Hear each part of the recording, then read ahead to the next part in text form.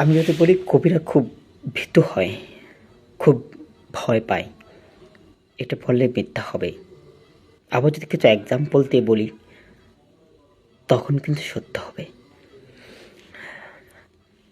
কিছু এক্সাম্পল বা ভীতু ডাইরেক্ট না বলেই এইভাবে বলি, কবিরা সাধারণত ধর্ম থেকে একটু দূরে থাকে। সেটা তার ব্যক্তিগত ব্যাপার। তবে যে যার ধর্মের ভিতর দিয়ে নিজকে নিজের মেধাকে প্রতিষ্ঠিত করতে পারে, সে সমাজে গ্রহণযোগ্যতা পায়। তবে বাংলাদেশের ক্ষেত্রে এটা একটু ভিন্ন মাত্রিক। কেননা বাংলাদেশের কবিরা সাধারণত বা সাংস্কৃতিক অঙ্গনের মানুষরা নিজকে মুসলিম দাবি করে মুখে মুখে, কিন্তু মুসলিমদের যে পরিচয়,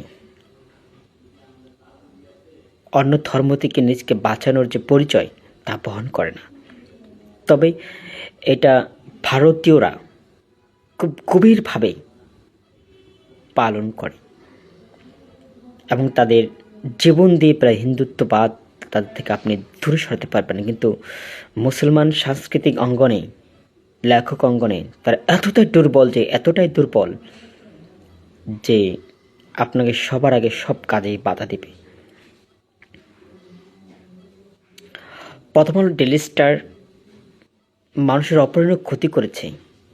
অনেক মিডিয়া তৎকালীন সময় বন্ধ হয়ে গেছে, জনপ্রিয় পত্রিকা শুধু মানুষের পক্ষে কথা বলার জন্য। কেউ সমবেদনা জানানোর জন্য কোনো মানুষ ছিল না।